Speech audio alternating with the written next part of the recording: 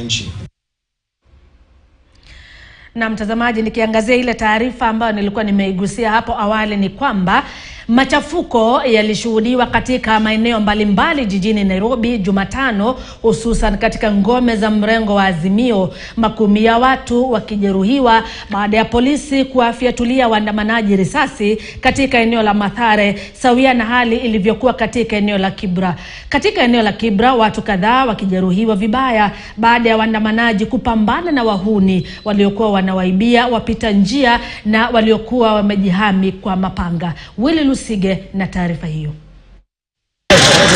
Kwa mara ya pili katika juma la pili la maandamano,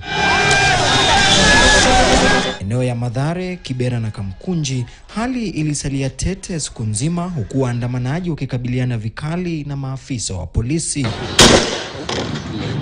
Eneo la Mathare, waandamanaji hawakusita kukaribia askari kwa kile wanachodai ni haki yao, ila askari wakihakikisha hali ilikuwa imedhibitiwa eneo hilo na madai ya polisi kutumia nguvu yakashuhudiwa. Bada kijana wao mwenyewe amelala chini. Nauliza kwa nini gai? Mam, sisi mguu. Kuangalia anapata mguu hakuna. Kuangalia anapata mguu hakuna.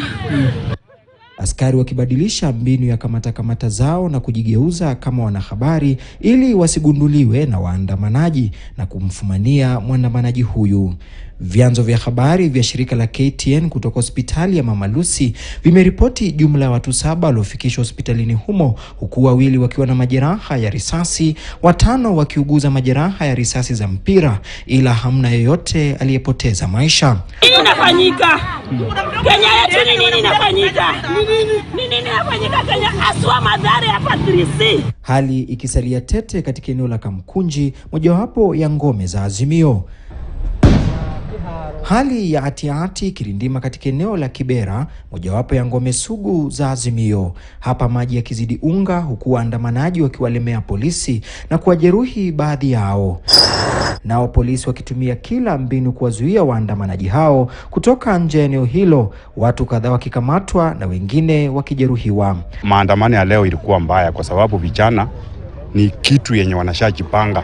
Ila la kushangaza, kukizuka kundi la wahuni lililokuwa linatumia nafasi hiyo kuwaibia wapita njia kwa mapanga, huku machafuko yakizuka baina ya waandamanaji hao na wahuni hao, wakazi wa Kibera wakidai ni wahuni wa kukodishwa na wala si wenyeji wa Kibera. Si hata tuwezi sema ati ni watu wa Azimio ama tu watu wa Kenya Kwanza. Hiyo ni vijana wanashajitokeza tu kuipia watu. Wengine wako na mapanga kwa manguo, wako na visu.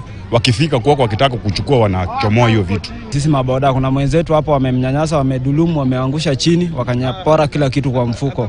Paka wa mama, hata ukipita tu wanakuja wengi. Mtu mmoja alipigwa risasi na kufariki papo hapo, huku mwingine akiponea chupuchupu polisi walipowafyatulia waandamanaji risasi.